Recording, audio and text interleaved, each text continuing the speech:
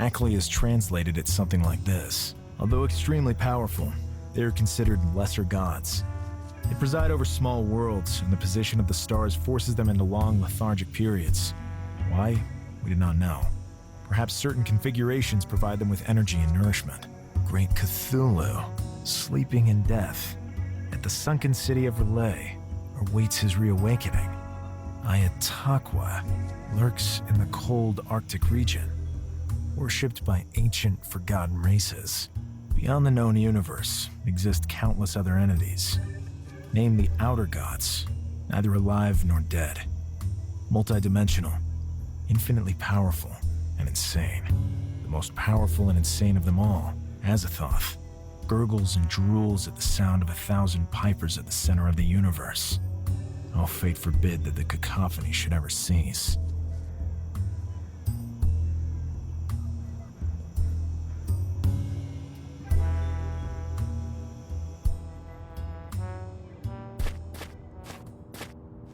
Listen, this could be extremely dangerous, but it seems that hurting me could be extremely difficult.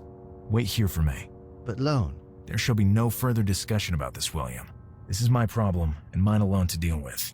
I don't want you risking anything more than you need to. I'll keep you informed on everything that happens. If that's the way you want it, Lone. It's not the way I choose, but the decision is yours. Perfect. See you later.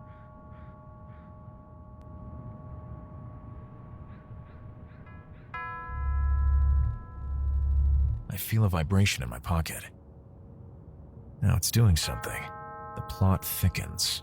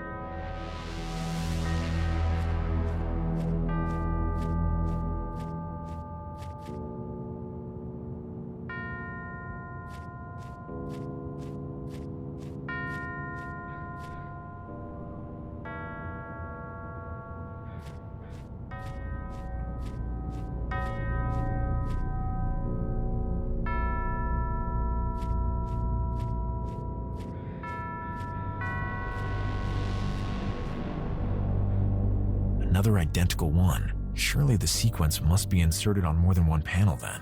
What will happen then? What a mystery. The lure of the unknown.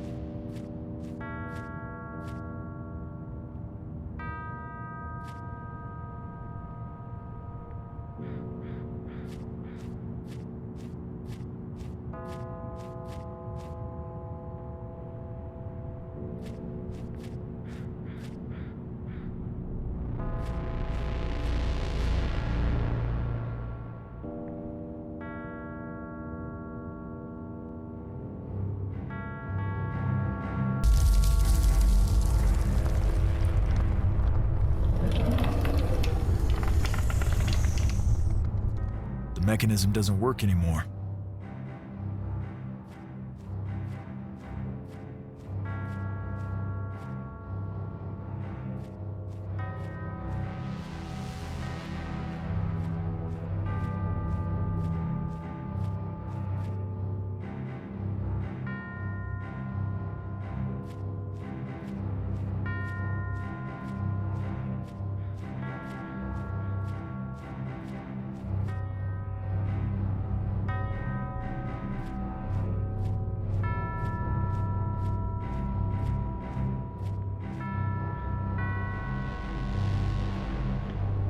A trail of blood leads through that door.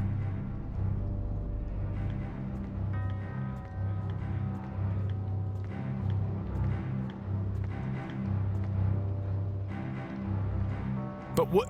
Armitage! Lone, get out of here! You did it, Lone. All has gone according to plan. Let him go, right now! Ah! Do you take me for a fool? Release me now! All in due time. All in due course. You'll pay for this! You have merely been assisting me so far. I knew you would do it. And with a power like yours, nothing is impossible. What do you hope to accomplish by all this? Don't you know the magnitude of the powers you're playing with? You're insane. A madman. You dare to call the pursuit of power madness? My master has spent numerous lifetimes to attain it. But a stupid human eliminated him, wasting centuries of knowledge. But now, all that shall be undone. Oh, finally, you are here. What are you up to?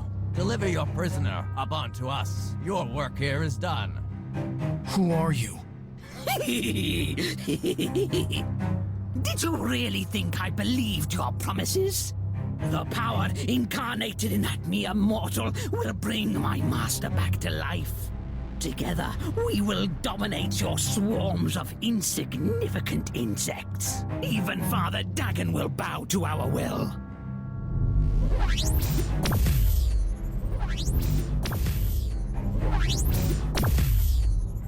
Fools! The wisdom of my master is profound and powerful. You cannot pass. What are you doing? Halt! Leave him alone! Damn! Stop, you lunatic! What do you think you're doing? This is not a power you can hope to control. Let's find out. Katla, Besha, Katla, La. Oh, please just... Iklaktan. Stop, you lunatic!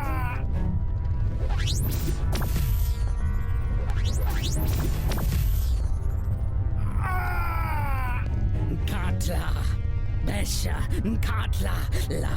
Iklaktan. What's happening to him? Let's run!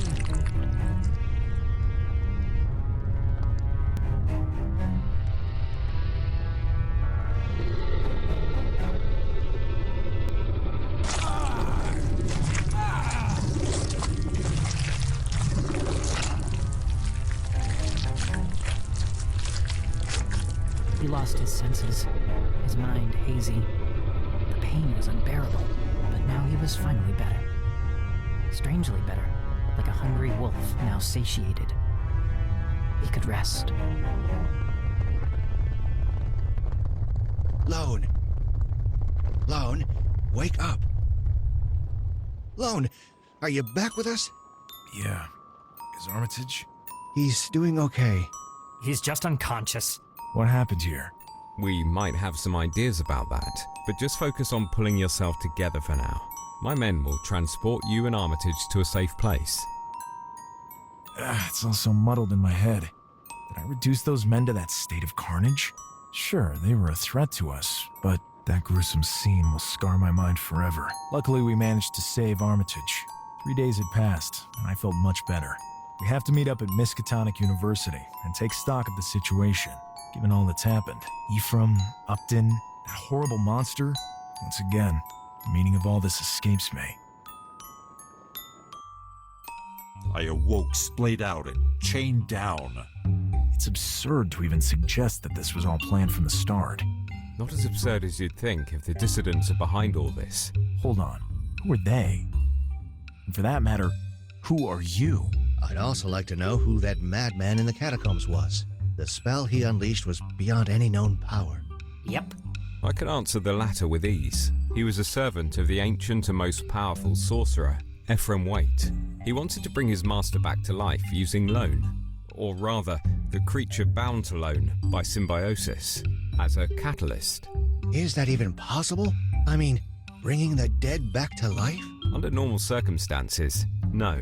But with Ephraim's knowledge, and given Loan's condition, we believe it is at least plausible. We may never know for sure. You knew all this and still sent us straight into the lion's den?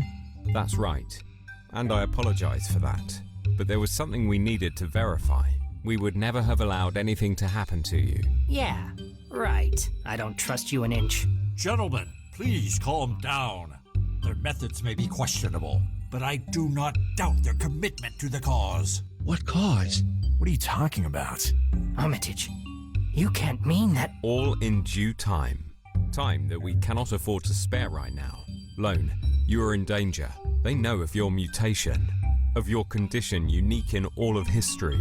They will hunt you down. I was there all alone in the caves under Innsmouth. Yet, it seems my situation is public knowledge. Unless... Elliot. Suffice it to say that we knew of you well before Armitage contacted us. We had thought to simply eliminate you, but our superiors decided otherwise. Thanks a bunch for letting me live. Besides, after having now just seen you in action, that may have been a more troublesome operation than we expected. Stop right there. We don't kill people. We are the good guys. Armitage, I must disagree with you on that. We do what is necessary to preserve the human race.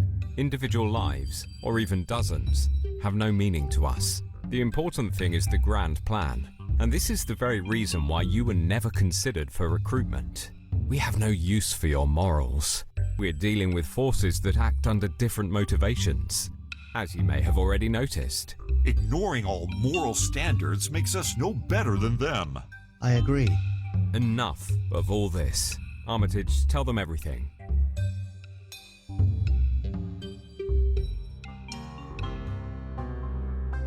If anyone had heard the story disclosed in that tiny room by that small group of people, they would have thought them insane. It turned out that the group to which Aquila belonged... Yeah, you heard right. Aquila. Pretty curious, don't you think?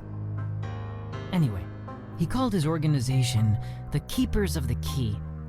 Cool sounding name, very evocative, but without any real meaning, or at least so they thought at that time. Blanco was fascinated. Akeley seemed to understand a lot more than the rest of them, but there was so much that the man kept to himself. They said they could help Lone. Apparently, a recent expedition to Antarctica had made a sensational discovery. Professor Lake had discovered unnatural tunnels in a place where man has set foot only in relatively recent times. The Keepers, based on their secular wisdom, were convinced that if a solution could be found, they would find it there. As usual, Aquila did not go into detail, and there was no way to learn more from him than he deemed necessary. At this point, it was a leap of faith, but what other choice did they have? Lone could tell himself that this was mere madness, but he had seen this madness in action. He could no longer deny the evidence. The only help could come from this strange cult. He couldn't continue to pretend nothing was wrong. He was too dangerous. He didn't really trust these people, but they certainly seemed less interested than the dissidents in rubbing him out. For the moment, that was enough for him. And besides, he had his new friends by his side and believed they had no intention of leaving it. That calmed him to some extent. Their departure was scheduled for the following week. They all made preparations in a hurry. They had no idea what it would be like to face such extreme temperatures.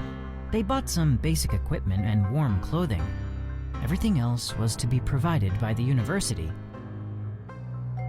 The greatest adventure of their lives seemed already underway, but this was only the beginning.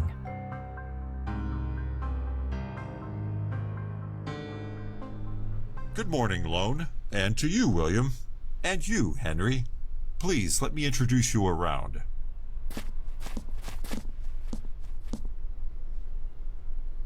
Good morning to all. Hiya. Hello. Allow me to introduce Professor Lake to you all. He is the head of the expedition. He's just back from Antarctica to attend to some business here. Good morning, gentlemen. It's a pleasure to have all of you on board. Akeley, good to see you again. The sentiment is mutual, Lake. The discovery we made is unprecedented in all of human history. I expect that your great depth of knowledge can help us learn even more. Certainly. It'll be our pleasure to help you any way we can. What we have uncovered is incredible. I return to retrieve the invention that will help write us into the pages of history. The drill invented by Mr. Pabody. The trip back here took what seemed like forever. But this time we will fly back. The journey will be much quicker, even if we must take landings at airports here and there. Correct, Mr. Barron? That's right, Professor Lake. Allow me to introduce myself. I am Louis Barron, and I will be your pilot for this journey. And if needed, I am handy in a fight. Pump the brakes on your enthusiasm, Lewis. There will be no call for fighting. Excuse him. He's an Army veteran and an excellent pilot. But let's get aboard. We have plenty of time to get everyone on the same page.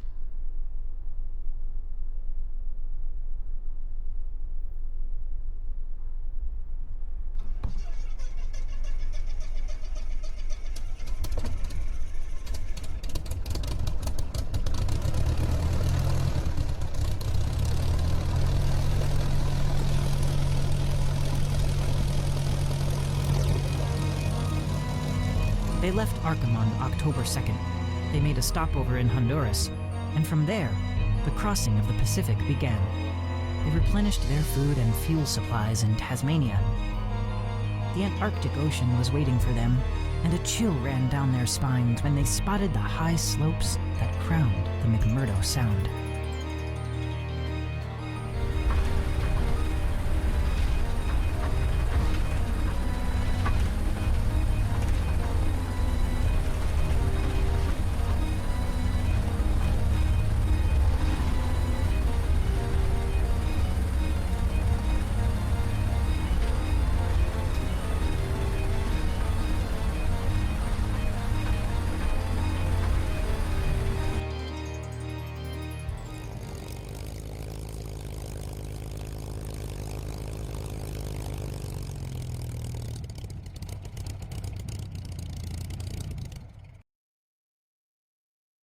All in all, it was quite the pleasant flight.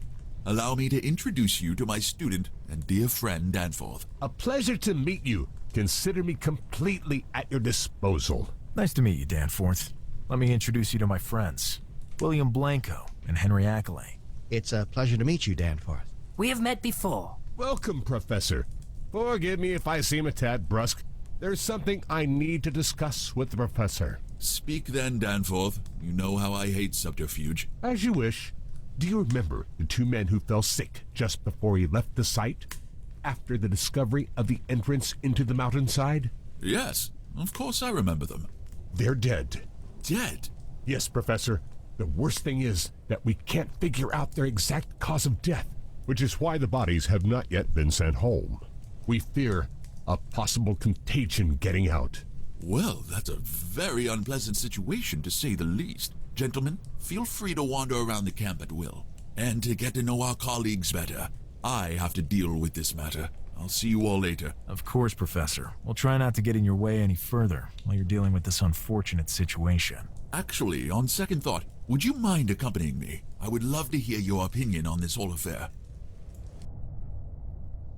Permit me to introduce you to Dyer, Professor of Geology at Miskatonic.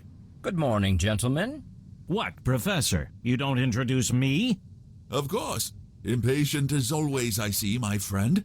My distinguished colleague Atwood of the Physics Department. Honored to meet you, gentlemen. The honor belongs to us. Forgive me, but a problem has arisen, and not an insignificant one, from what I've been told. Yes, a great tragedy. that it has occurred now is most unfortunate. It has spoiled the euphoria of such a landmark moment in human history. Professor Lake filled us in during the flight. Stupendous, but also terribly frightening. Absolutely, my friend. As much as any other discovery that has changed the destiny of mankind, although nothing else compares on this kind of level. Gentlemen, you will see with your own eyes soon enough. For now, there are those poor guys to deal with. No objection in any respect. I hope we can get to the bottom of all this. I wouldn't want to die from some disease before my adventure here concludes. Very black and inappropriate humor. Dyer, you will never change. See you later. I'll be in touch. We're headed to the mess hall for a hot drink. Please feel free to join us if you like. Follow me. After you.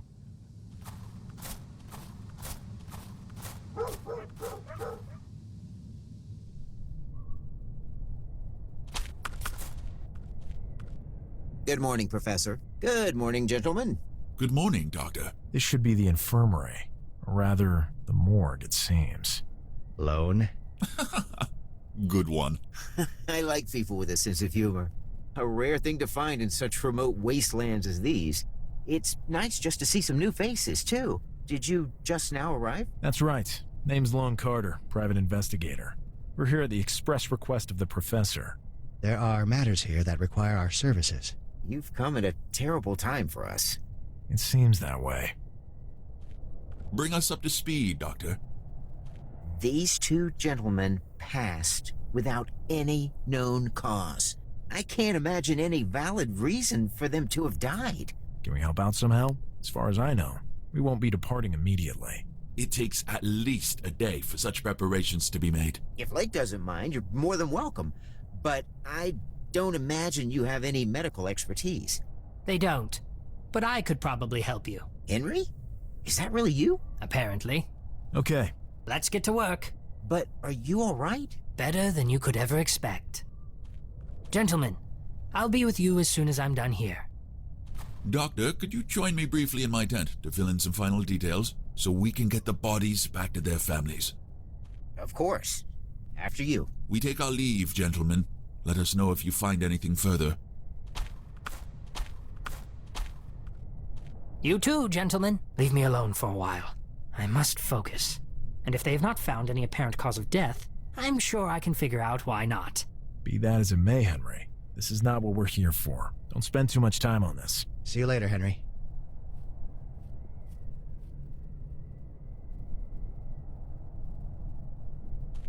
I better take a look at their medical records. These must be their medical records. Let's have a better look at it. Sven Ustela and Jean-Paul Greco. Blah, blah, blah. Both of them were workers here at the camp. It says it's impossible to determine the time of death. Strange. All internal organs are intact. There are no cardiac pathologies or other evidence to suggest any bleeding out. Tests for known toxins have excluded all as causative factors. Recommended quarantine of all crew due to possible contamination by unknown pathogen. This is where the doctor's ability to analyze all this comes to an end. And on closer inspection, if this data is correct, then these men should still be alive. It seems to be blowing things out of proportion to impose a quarantine. If that were the case, they would all be dead already. Besides, medical appraisal is limited only to what physical examination can observe. I'll take care of the rest.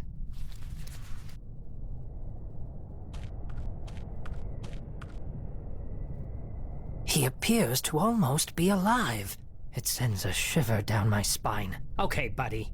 I'll try not to bother you too much. Please don't wake up on me. How would I use that? There's a marking here that looks like a mole. There's something strange about it. I wonder if Jean-Paul has one too.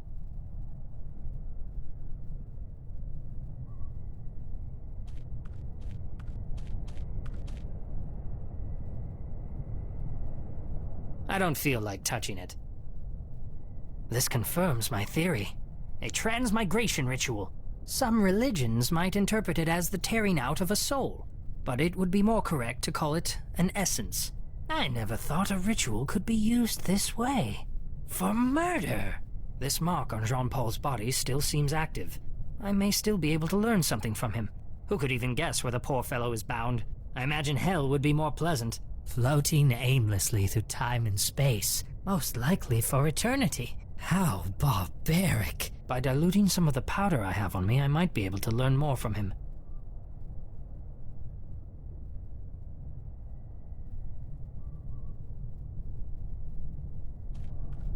There is just what I need. Some diluent.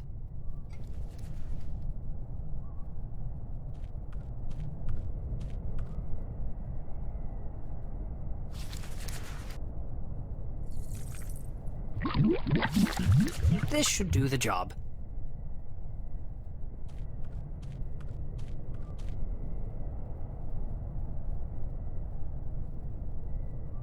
That's done it. Where am I? I'm cold. I can't see. I'm scared. Tell me what you see. Everything's pitch black. I can't see anything. My legs, my arms. I can't feel anything. Calm down. This will all be over soon. What will be over soon? What's happening to me? Stay calm. It's just a dream. That's a relief. I sure hope I wake up soon. I'm sure you will. Who are you? I'm Henry Akeley, a professor at Miskatonic University. I don't know you. Why are you in my dreams? What happened to you? I don't know. I was in my quarters. I must have fallen asleep. Jean-Paul, was there anyone who wished you harm? Anyone who bore a grudge against you? No. I may not exactly have led a blameless life, but the people I know have always been fond of me. What a strange question to be asked in a dream. Jean-Paul, I cannot continue lying to you. I'm very sorry to have to tell you this, but you're dead. Somebody murdered you and your friend Sven. Dead? I thought this felt too strange to be a mere dream. Sadly, there is nothing I can do to fix this.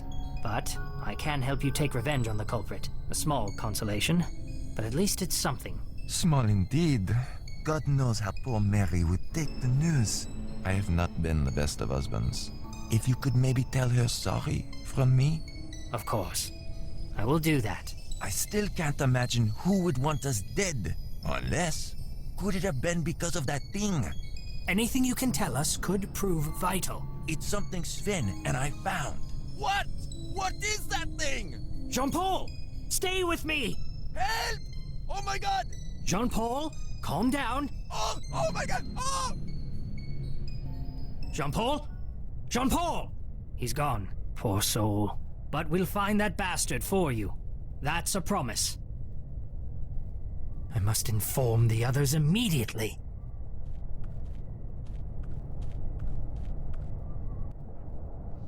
So, what have you found out? You really can die from the cold out here. As I expected. No need to go into great detail. They seem to have found some artifact, but I lost connection before I could find out what it is. Excuse me, Henry, but how do you know they found something? What the hell were you up to in there? Yep.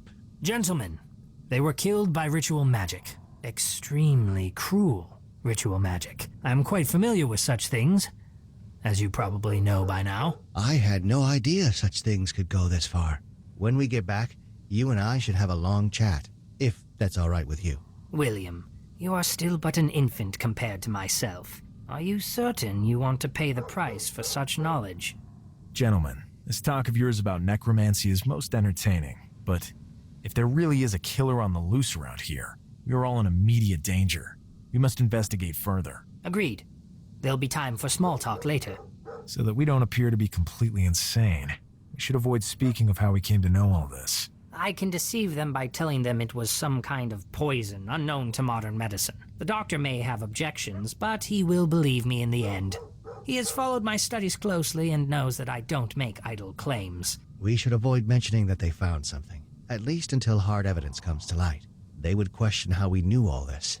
That goes without saying.